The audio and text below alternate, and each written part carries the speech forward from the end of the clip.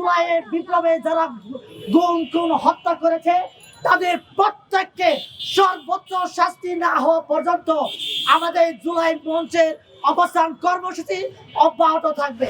আমরা এখানে গণহত্যার বিচারের দাবিতে আজকে মশাল মিছিল করেছি। এই মশাল মিছিল আমাদের করতে হবে কেন? মশাল মিছিল আমাদের না করার আগে এই বিচার হওয়ার কথা ছিল।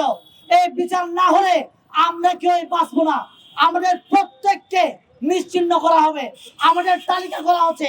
আজকে আপনারা দেখছেন বিভিন্ন জায়গায় নারীদের ধর্ষণ করা হচ্ছে।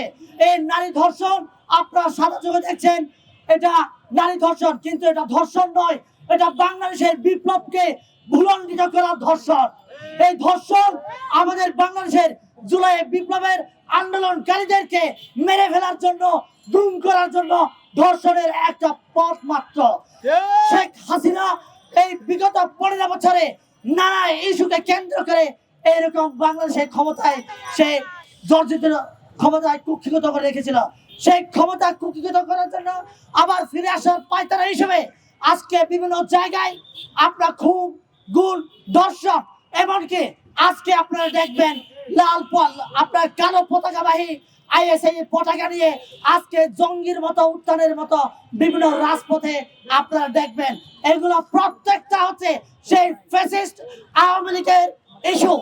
এই ইস্যুকে কেন্দ্র করে এরা বাংলাদেশে আবার জানান দিতে চায় শেখ হাসিনায় এই বাংলাদেশে ভেঙে দাও, গুড়িয়ে দাও, আওয়ামী লীগের কালো হাত ভেঙে দাও, গুড়িয়ে দাও, দেশের কালো হাত ভেঙে দাও, গুড়িয়ে দাও, ভেঙে দাও, গুড়িয়ে দাও, আওয়ামী লীগ মনে করেছে আজকে এই যে বিগত 15 বছর ওরা যেভাবে আমাদের এই বাংলাদেশের নানা ইস্যুর পর ইস্যু তৈরি করে আমাদের আলেম ওলামাদেরকে জঙ্গি ট্যাগ দিয়েছে, আমার হিন্দু ভাইদেরকে আপনার ভারতের ড্র এবং ভারতের দালাল ট্যাগ দিয়েছে।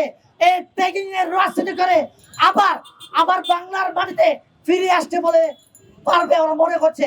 কিন্তু আমরা জুলাই মঞ্চের আহ্বানে, জুলাই মঞ্চের মাধ্যমে আজকে আমরা সেই বিগত 15 বছরে আমাদের বাংলাদেশের প্রাণপ্রিয় আলেম ওলামাদেরকে যে ট্যাগিং দিয়ে, জঙ্গিবাদের ট্যাগ দিয়ে, আপনার রাষ্ট্রদ্রোহিতার ট্যাগ দিয়ে যেভাবে এরা ফাঁসির মঞ্চে ঝুলিয়েছে, সেইভাবে এই জুলাইয়ের বিপ্লবে যারা গুম খুন হত্যা করেছে তাদের প্রত্যেককে সর্বোচ্চ শাস্তি না হওয়া পর্যন্ত আমাদের জুলাই মঞ্চের অবস্থান কর্মসূচি অব্যাহত থাকবে।